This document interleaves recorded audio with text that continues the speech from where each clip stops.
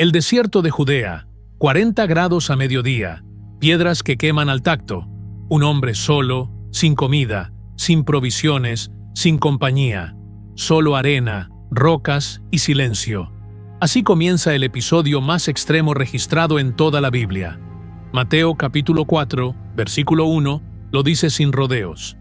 El Espíritu llevó a Jesús al desierto para ser tentado, y ahí se quedó, sin comer, durante 40 días. Pero lo que nadie te explica es lo que le estaba pasando a su cuerpo mientras eso ocurría. Hora por hora, día por día, órgano por órgano, porque lo que la ciencia moderna ha descubierto sobre el ayuno prolongado revela algo que cambia por completo la forma en que entendemos esa escena del desierto. Y Jesús no fue el único. Moisés subió al monte Sinaí y pasó 40 días sin comer ni beber, según Éxodo capítulo 34, versículo 28. Elías caminó 40 días con la fuerza de una sola comida hasta llegar al monte Horeb, según Primero en Reyes capítulo 19, versículo 8. 3 hombres, 3 momentos, un mismo número, 40. ¿Qué tiene ese número?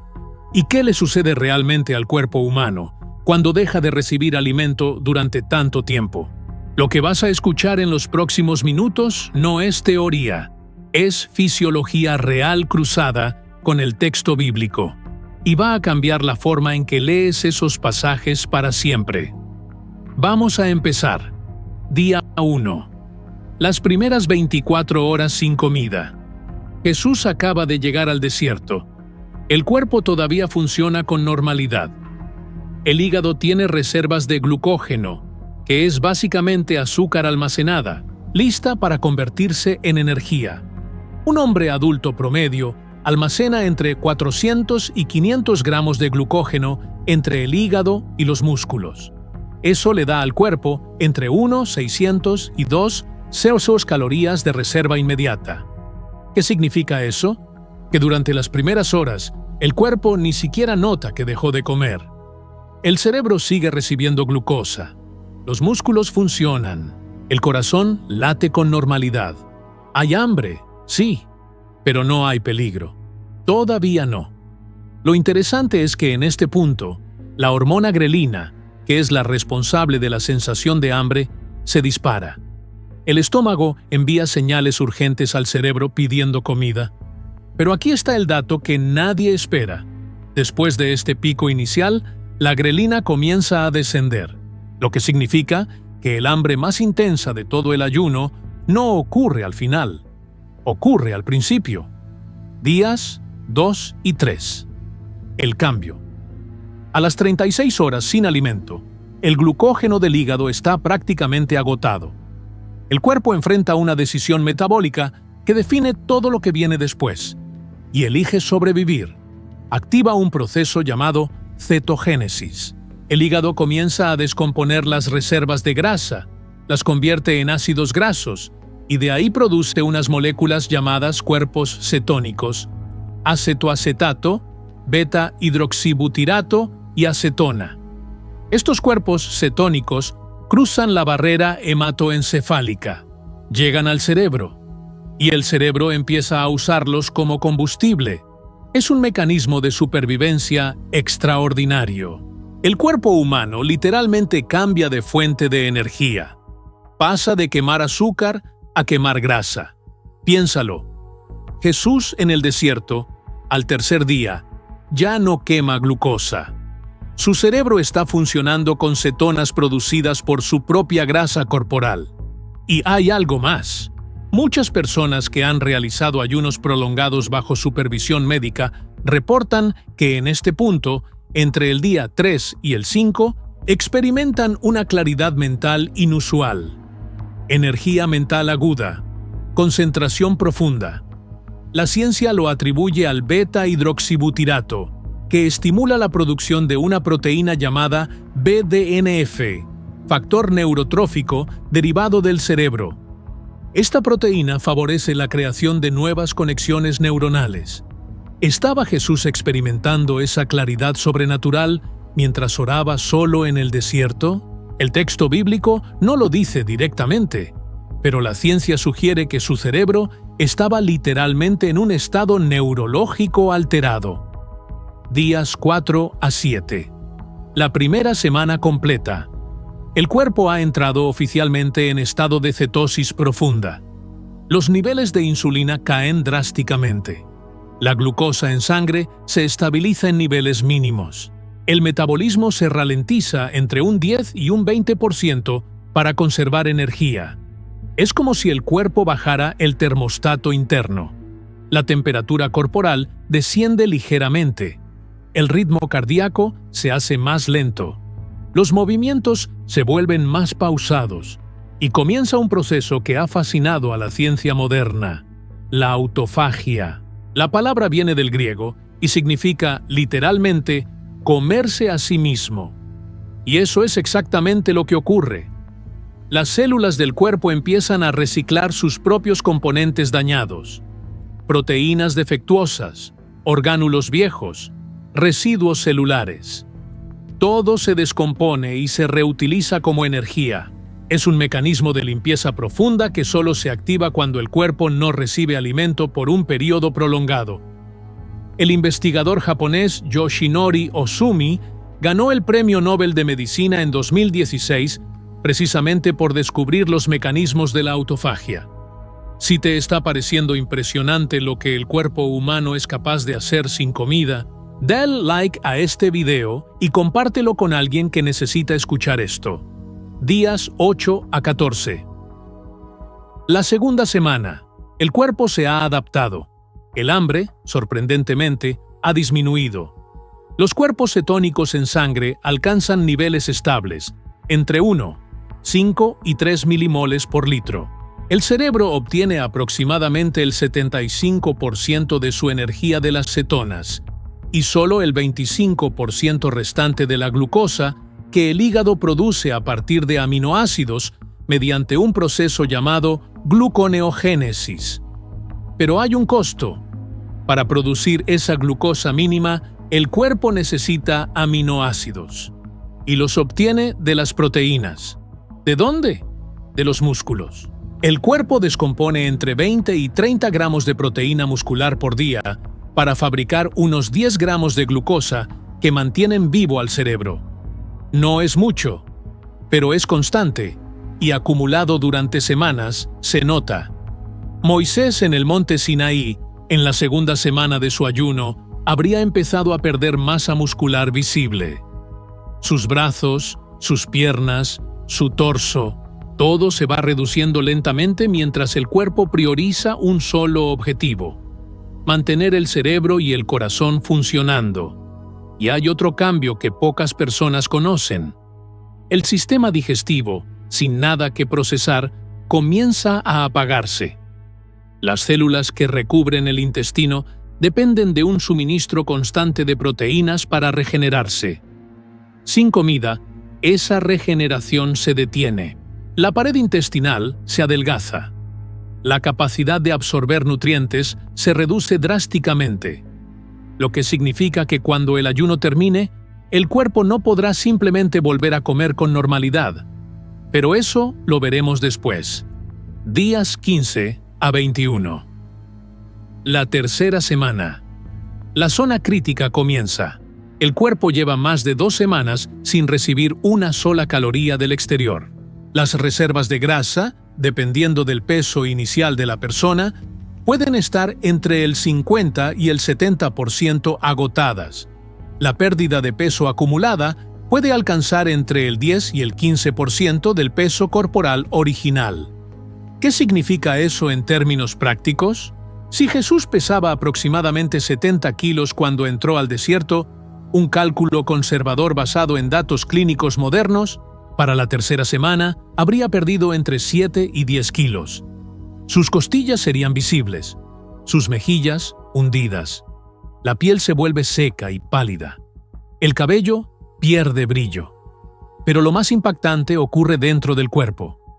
El corazón, que es un músculo, también empieza a debilitarse. El gasto cardíaco disminuye. La presión arterial baja.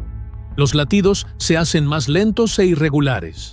Cada día que pasa, el margen de seguridad se reduce. Elías, caminando 40 días por el desierto del Negev hacia Horeb, habría experimentado exactamente esto. Cada paso más difícil que el anterior. Cada kilómetro, una victoria contra la biología. Primera a Reyes, capítulo 19, dice que un ángel lo despertó y le dio una torta cocida y un jarro de agua antes de empezar la caminata. Una sola comida. Y con la fuerza de esa comida caminó 40 días. La ciencia moderna dice que una comida calórica densa pudo haberle dado al cuerpo de Elías un impulso glucogénico temporal, pero no suficiente para 40 días de caminata, lo que significa que algo más sostenía a Elías. Algo que la fisiología no puede explicar. Deja un comentario contándome qué es lo que más te ha impresionado hasta ahora. ¿Sabías que el cuerpo puede funcionar así tanto tiempo? Días 22 a 30, la cuarta semana y más allá. Territorio peligroso. Las reservas de grasa están llegando a niveles críticos. El cuerpo, desesperado por preservar los órganos vitales, intensifica la destrucción de tejido muscular. La proteólisis se acelera. Los músculos de las piernas, los brazos, el abdomen, todos se consumen gradualmente para alimentar al cerebro. El sistema inmunológico se debilita severamente. Los anticuerpos, que son proteínas, se producen en cantidades cada vez menores. Cualquier infección que en condiciones normales sería menor, una herida, un resfriado, puede convertirse en mortal. Estudios sobre hambrunas históricas muestran que la causa de muerte más común en inanición prolongada no es la falta de comida en sí, es la neumonía. El cuerpo simplemente no puede defenderse. Aparecen edemas en las extremidades. Los pies y los tobillos se hinchan, la piel se descama, el cabello cambia de color. Y algo que impacta profundamente, aparecen alteraciones neurológicas, dificultad para concentrarse, confusión, irritabilidad extrema y, en casos severos, alucinaciones. ¿Escuchaste eso? Alucinaciones. Ahora piensa en esto. Mateo capítulo 4, versículos 3 al 10, describe que al final de los 40 días, Jesús ve al diablo. Lo ve ofreciéndole pan. Lo ve mostrándole todos los reinos del mundo desde un lugar alto. Lo ve en el pináculo del templo. Algunos escépticos han intentado explicar las tentaciones de Jesús como alucinaciones producidas por la inanición prolongada. Pero hay un problema enorme con esa teoría. Las alucinaciones por inanición son caóticas, desordenadas, fragmentadas. Lo que Jesús experimenta son diálogos lógicos, coherentes, con citas precisas de las Escrituras. Responde con Deuteronomio capítulo 8, versículo 3. Con Deuteronomio capítulo 6, versículos 16 y 13. En perfecto orden. En perfecto control mental. Eso no es una alucinación. Eso es una confrontación real. Días 31 a 40. El límite humano. La ciencia moderna ha documentado que las huelgas de hambre suelen producir la muerte alrededor del día 40 a 70, dependiendo del peso inicial, la hidratación y la actividad física. Un estudio publicado en Clinical Medicine Insights analizó a un hombre de 34 años que ayunó voluntariamente durante 50 días tomando solo agua, café, té y un multivitamínico. Perdió 21 kilos. Al final del ayuno, los análisis mostraron indicios de daño hepático y alteraciones cardiovasculares. 40 días sin comer es el borde, el límite entre la vida y la muerte. Y exactamente en ese punto, en ese momento preciso de máxima vulnerabilidad fisiológica, es cuando el tentador se presenta ante Jesús. No antes, no después. El texto griego de Mateo 4:2 usa la palabra histerón, que significa después o al final. Después de ayunar 40 días, entonces tuvo hambre. Como si durante esos 40 días el hambre hubiera estado suprimida y al llegar al final, todo el peso biológico cayera de golpe. La ciencia lo confirma. En ayunos extremos, los niveles de grelina descienden durante las primeras semanas. El cuerpo entra en un estado de aparente estabilidad cetónica, pero alrededor del día 35 al 40, cuando las reservas de grasa se agotan y el cuerpo empieza a consumir proteína de manera masiva, la señal de hambre regresa con una fuerza brutal. Jesús tuvo hambre exactamente cuando la biología dice que el hambre regresa. Y en ese preciso instante, Satanás le dice: «Si eres hijo de Dios, di que estas piedras se conviertan en pan». No fue una tentación cualquiera, fue la tentación perfecta, en el momento perfecto. El cuerpo de Jesús estaba literalmente muriéndose de hambre. Cada célula clamaba por glucosa.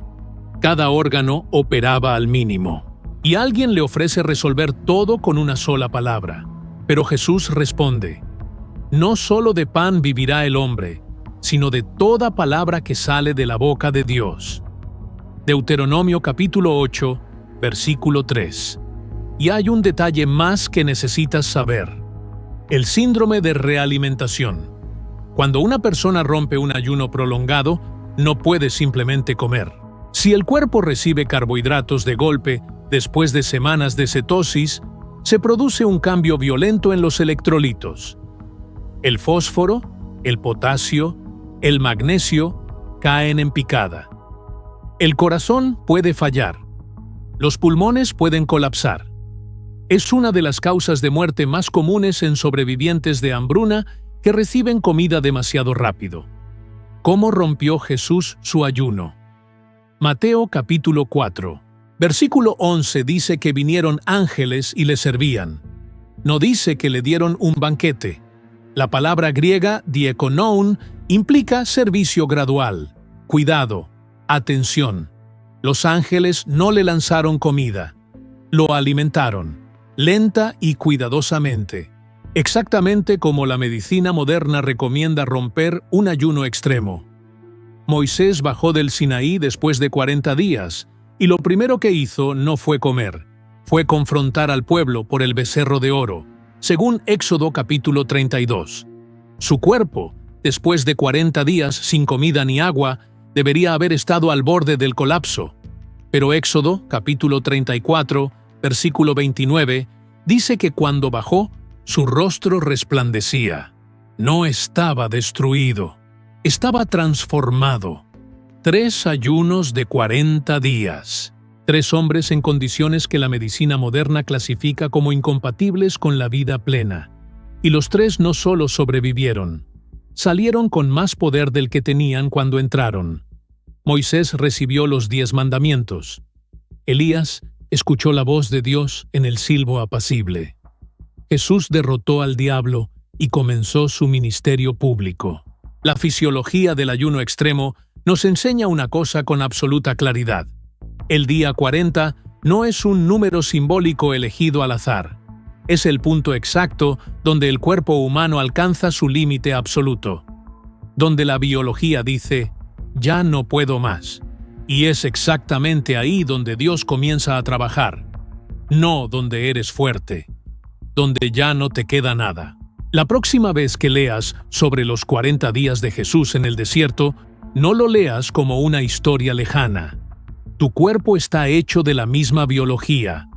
Tus células funcionan con los mismos mecanismos. Y lo que esos 40 días demuestran es que hay un poder que opera más allá de lo que la ciencia puede medir. Tengo otro video que te va a impactar tanto como este. Está aquí en la pantalla. Te espero ahí.